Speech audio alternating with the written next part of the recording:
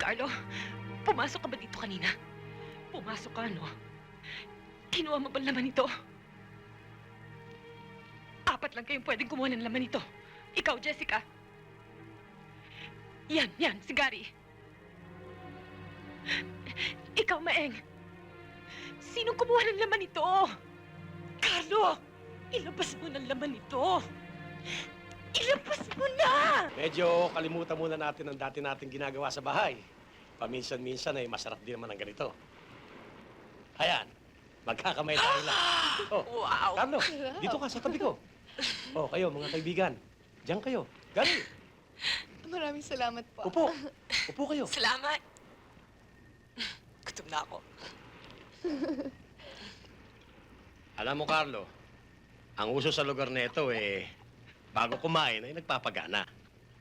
Kaya magpapagana tayong lahat. Ano po ba yan, Mang Maeng? Tuba, galing pa ito sa Bicol. Eh, di para sa mga Bicolano lang ho yan. Aba, hindi. Ito'y para sa lahat. Ah, ganun ba? Salamat ho. Ayan, maglasing ka. Bago tayo magsimulang kumain, gusto ko sanang magtaas tayo ng ating mga baso. Etsebatos, sabi nga ng mga kano. Para sa muling pagkikita namin ni Carlo.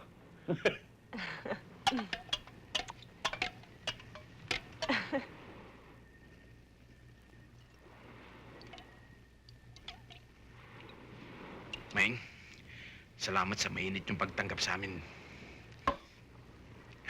Isa ka talagang tunay na kaibigan. Pero, hindi kami nagpunta rito para magbakasyon, kundi para magtago. May problema kami, Maeng. Ano ba yung binabanggit mong problema sa akin kagabi, kaibigan? Meron akong binitiwang pangako kay Mang Mando na pangangalagaan ko si Jessica sa paglabas ko sa bilangguan. At yan ang ginagawa ko ngayon. Tinatago namin siya sa isang taong nagngangalang Arman. May-ari siya ng isang malaking club at doon kami pare-pareho nagtatrabaho.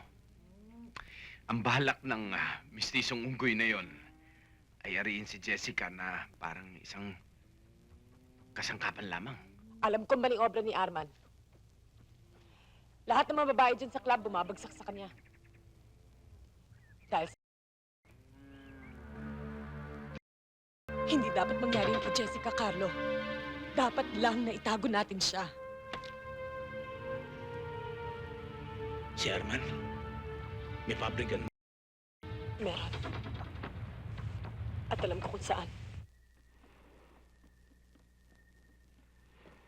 Carlo, si Shirley may nangyayari sa kanya eh.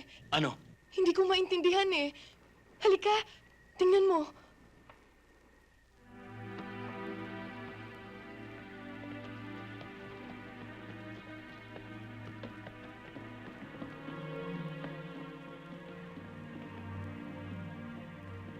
May nangyayari daw sa'yo?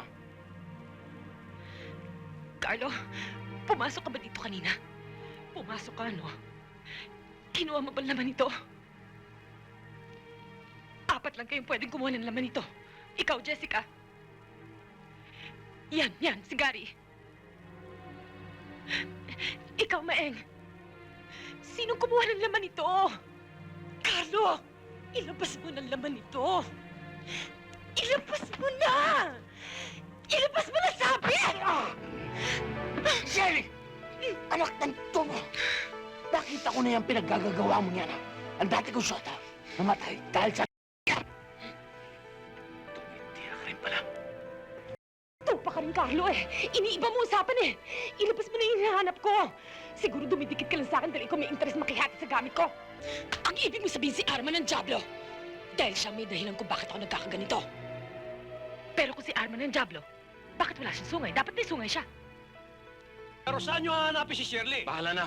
Ikutan namin ang buong bayan. Jessica, babalik kami kaagad. Maeng, ikaw nang bahala kay Jessica.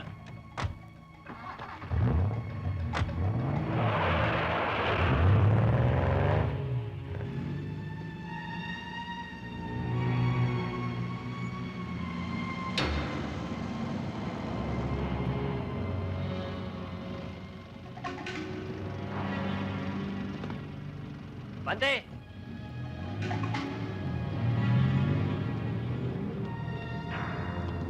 Bayad, oh. Asan na? Pabila ka, Shirley. Dali. Malaking kaloka itong ginagawa mo. Sabihan, kagabi pa ako naghihintay Sandali. sa'yo dito eh. Oo, nandito. Putras mo na kaibigan kita, ba't mo ako linaglag? Hindi ko alam na nasundan nila tayo. Sige! Shirley! Shirley, dito tayo! Dito, dito! Dito! Shirley!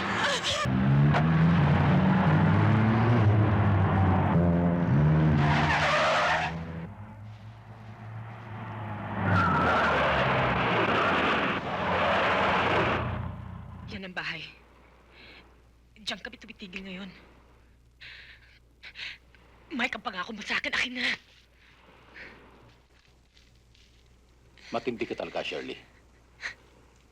Dahil dito, ipapahamak mo ang lahat. Sige, babay nyo na.